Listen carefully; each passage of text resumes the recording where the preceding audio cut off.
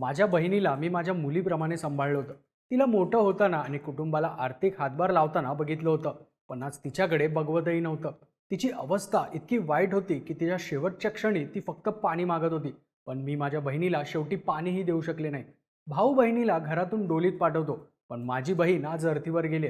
हे शब्द आहेत दिल्लीत 5व्या मजल्यावरून खाली पडल्यामुळे मृत्यू झालेल्या नेहाच्या बहिणीचे. नेहा 19 वर्षाची दिल्लीत राहणारी तरुणी. नेहाच्या मृत्यूनंतर तिच्या अंत्ययात्रेच्या वेळी तिच्या मारेकऱ्याचा निषेध केला गेला. नेहा तेरा ये बलिदान नहीं सहेगा हिंदुस्तान असे नारे दिले गेले. तिच्या घरच्याकडून नेहाची हत्या करणाऱ्याला कठोरात कठोर शिक्षा झाली पाहिजे अशी मागणी केली गेली. या प्रकरणात धक्कादायक बाब म्हणजे नेहाच्या मृत्यूला कारणीभूत असलेला तौफिक हा नेहाचा मानलेला भाऊ. तौफिकला नेहा राखी बांधायची.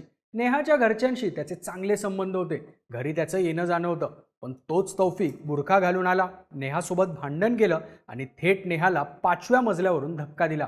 नेहाच्या हत्येच्या आरोपाखाली तौफिक सध्या पोलिसांच्या ताब्यात आहे. पण नेहा आणि तौफिकची ओळख नेमकी कशी झाली होती? नेहा तौफिकमध्ये काय घडलं? या सगळ्यात नेहाच्या घरच्यांचे आरोप काय आहेत आणि पोलिसांच्या तपासात काय माहिती समोर आली आहे जाणून घेऊयात या व्हिडिओमधून. नमस्कार, मी अनिकेत आणि तुम्ही पाहताय बोलभिडू. दिल्लीच्या ज्योतिनगर परिसरात अशोकनगर कॉलनी आहे. तिथेच 19 वर्षाच्या नेहाचं घर आहे. नेहा तिचे आई वडील आणि 2 बहिणींसोबत राहत होती. तिला काही दिवसांपूर्वीच एका ऑइल कंपनीत नोकरी लागली होती. 23 जूनच्या सकाळी साधारण 8 वाजता नेहा घराच्या टेरेसवर गेली. तिच्या आई वडिलांनी माध्यमांना दिलेल्या माहितीनुसार नेहा पाणी येतंय का नाही ते पाहण्यासाठी आणि कपडे धुण्यासाठी टेरेसवर गेली होती. नेहाच्या वडिलांनी दिलेल्या माहितीनुसार नेहा टेरेसवर गेली तेव्हा जरा वेळाने तिने कॉल करून वडिलांना पाणी येत नसल्याचं सांगितलं. त्यामुळे काय झालं बघण्यासाठी ते पटकन टेरेसवर गेले. पण टेरेसवर गेले तेव्हा त्यांना नेहाचा मानलेला भाऊ तौफिक सोबत भांडण सुरू असल्याचं दिसलं. तो नेहाला मारहाण करत होता. नेहाच्या ओढणीने तौफिकने तिचा गळा आवळला होता. तसंच तौफिक बुरखा घालून बिल्डिंगमध्ये घुसल्याचाही दावा नेहाच्या वडिलांनी केलाय. हे सगळं बघितल्यावर सुरेंद्र कुमार यांनी नेहाला तौफिकच्या तावडीतून सोडवण्याचा प्रयत्न केला. मात्र त्याच वेळी तौफिकने त्यांना धक्का देऊन बाजूला केलं. या धक्क्यामुळे नेहाच्या वडिलांच्या हाताला मार लागला. तौफिक इथंच थांबला नाही. त्याने नेहाला 5व्या मजल्यावरून थेट खाली धक्का दिला. नेहा खाली पडल्यावर सगळीकडे गोंधळ सुरू झाला. गल्लीतले लोक जमा झाले. मोठी गर्दी झाली आणि याच गर्दीचा फायदा घेऊन तौफिकने पळ काढला. बिल्डिंग खाली जमलेल्या लोकांनी तौफिकला पकडण्याचा प्रयत्न केला. मात्र त्यांनाही धक्का देऊन तौफिक पळून गेला. नेहा ज्या ठिकाणी जमिनीवर पडली तो एक रिकामा प्लॉट होता. तिथे विटांचे ढिगारे आणि अर्धवट तुकडे साठवलेले होते. इतक्या उंचीवरून या विटांवर पडल्याने नेहाला जोरदार मार लागलेला. तिला हलताही येत नव्हतं. या सगळ्या घटनेबाबत नेहाच्या आईने माध्यमांशी बोलताना सांगितलं की मला नेहा पडल्याचं माहीत नव्हतं. मात्र बाहेरून त्याला पकडा, नेहाला ढकललं, नेहा पडली असे आवाज ऐकून मी बाहेर आले तेव्हा काळ्या कपड्यात असलेला तौफिक मला पळून जाताना दिसला. नेहा खाली पडल्याचं कळताच शेजारचे लोक या रिकाम्या प्लॉटकडे गेले. या प्लॉटला कुलूप असल्यामुळे लोकांनीच हे कुलूप तोडलं आणि जखमी अवस्थेत असलेल्या नेहाला दिल्लीच्या गुरु तेग बहादूर हॉस्पिटलमध्ये नेण्यात आलं. तिथे गेल्यावर काही तास नेहावर उपचार करण्यात आले. मात्र उपचारादरम्यान नेहाचा मृत्यू झाला. एका वरिष्ठ पोलीस अधिकाऱ्याने याबाबत माध्यमांना दिलेल्या माहितीनुसार पोलीस घटनास्थळी दाखल झाले तेव्हा आधीच नेहाला हॉस्पिटलमध्ये नेण्यात आलं होतं. प्राथमिक तपासात नेहाला ओळखीच्या व्यक्तीनेच धक्का दिल्याचं समोर आलं. या सगळ्या घटनेबद्दल नेहाच्या वडिलांनी दिलेल्या जबाबाच्या आधारावर पोलिसांनी दिल्लीच्या ज्योतिनगर पोलीस स्टेशनमध्ये FIR नोंदवली आहे. भारतीय न्याय संहितेचं कलम 109(1) हत्येचा प्रयत्न आणि कलम 351(2) गुन्हेगारी धमकी या कलमाअंतर्गत गुन्ह्याची नोंद करण्यात आली आहे. नेहाच्या मृत्यूनंतर या प्रकरणाला काही लोकांकडून धार्मिक वळण देण्याचाही प्रयत्न झाला. नेहाच्या अंत्ययात्रेवेळी धार्मिक घोषणा देण्यात आल्या. या घोषणेमुळे परिस्थितीला हिंसक वळण लागण्याची भीती निर्माण झाली. त्यामुळे दिल्ली पोलिसांनी घटनास्थळी मोठ्या प्रमाणात पोलीस तैनात केले होते. दिल्ली पोलिसांसोबत नेहा राहायची त्या ज्योतिनगरमध्ये रॅपिड ॲक्शन फोर्सचे जवानही तैनात केले. आता एकीकडे ज्योतिनगरमध्ये लोकांच्या भावना तीव्र होत्या. नेहाच्या मृत्यूमुळे सगळ्यांना धक्का बसला होता. तर दुसरीकडे लोकांचा इतका दबाव आणि परिस्थितीला हिंसक वळण लागण्याची भीती यामुळे पळून गेलेल्या तौफिकला शोधणं हे पोलिसांसमोरचं मोठं आव्हान होतं.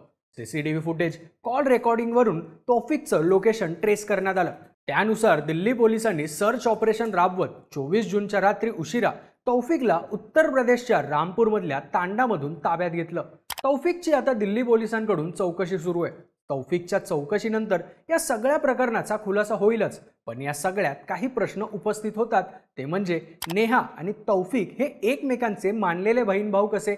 या दोघांची ओळख कशी झाली आणि नेहाला तौफिकने का मारलं? तर नेहाच्या बहिणीने दिलेल्या माहितीनुसार तौफिकची आणि नेहाच्या कुटुंबाची मागच्या 3 वर्षापासून ओळख आहे. पाणी घेण्याच्या कारणावरून सुरुवातीला तौफिक त्यांच्या घरी यायचा. तौफिकची फॅमिली उत्तर प्रदेशच्या मोरादाबादमध्ये राहायची. दिल्लीत तो त्याच्या भावासोबत राहायचा. तौफिक एका गोदामात काम करायचा. तो अनेकदा जेवायला, मार्केटमधून एखादी वस्तू आणून द्यायला अशा कारणांसाठी म्हणून नेहाच्या घरी यायचा. यातूनच त्याचा नेहाशी रोजचा संपर्क वाढला. 3 वर्षात तौफिकचे नेहाच्या घरच्यांशी चांगले संबंध तयार झाले होते. तौफिकने एकदा बोलताना त्याला बहीण नसल्याचं नेहाला सांगितलं. तेव्हापासून नेहा त्याला भाऊ मानायची, त्याला राखीही बांधायची. मात्र काही दिवसांपूर्वी नेहाला आणि तिच्या घरच्यांना तौफिकला बहीण असल्याचं कळलं. त्यानंतर नेहाने तौफिकशी बोलणं थांबवलं आणि तेव्हापासूनच तौफिकने नेहाला त्रास द्यायला सुरुवात केली. जी नेहा तौफिकला राखी बांधायची तिलाच तौफिकने लग्नाची मागणी घातली. हा सगळा प्रकार नेहाने तिच्या घरी सांगितला. तेव्हा नेहाच्या आईने तौफिकला समजावून सांगितलं की तुम्ही एकमेकांना भाऊ बहीण मानलंय, तेच नातं सांभाळा. तसंच तुझा आणि नेहाचा धर्म वेगळा, त्यामुळे हे लग्न काय होऊ शकत नाही, असंही नेहाच्या आईने तौफिकला सांगितलं होतं. त्यावेळी तौफिकने ही गोष्ट मान्य केल्याचा दावा नेहाच्या आईने केलाय. पण या सगळ्यानंतर नेहा जेव्हा नोकरी करायला लागली, तौफिकने पुन्हा तिला त्रास द्यायला सुरुवात केली. तो तिला ऑफिसमध्ये सतत कॉल करायचा. ती कोणाशी बोलते, काय करते यावर लक्ष ठेवायचा. यावरून तिच्यासोबत भांडणही करायचा. अलीकडेच तौफिकने नेहाला मी तुला सोडणार नाही, तुला उद्ध्वस्त करून टाकीन अशी धमकीही दिली होती. असा आरोप नेहाच्या कुटुंबियांकडून करण्यात येतोय. तौफिकने नेहाला दिलेली कथित धमकी, त्याचं बुरखा घालून लपून बिल्डिंगमध्ये येणं, यावरूनच तौफिकने व्यवस्थित प्लॅन करून नेहाला मारल्याची शंकाही उपस्थित केली जाते. नेहाला जेव्हा हॉस्पिटलमध्ये नेलं जात होतं तेव्हा ती वेदनेने विवळत होती. तिच्या मानेची, पाठीची हाडं तुटल्यामुळे तिला उचलून हॉस्पिटलपर्यंत घेऊन जाणंही त्रासदायक होतं. शेवटी याच वेदनांनी तडफडून नेहाचा मृत्यू झाला. आता तौफिकलाही कठोर शिक्षा झाली पाहिजे अशी मागणी नेहाच्या घरच्यांनी केली. तर तौफिकने पोलिसांना कबुली जबाब देताना धक्कादायक दावा केला. त्याच्या दाव्यानुसार नेहा आणि त्याच्यात प्रेम संबंध होते. त्याला नेहा दुसऱ्या कोणाशी बोलत असल्याचा संशय आला.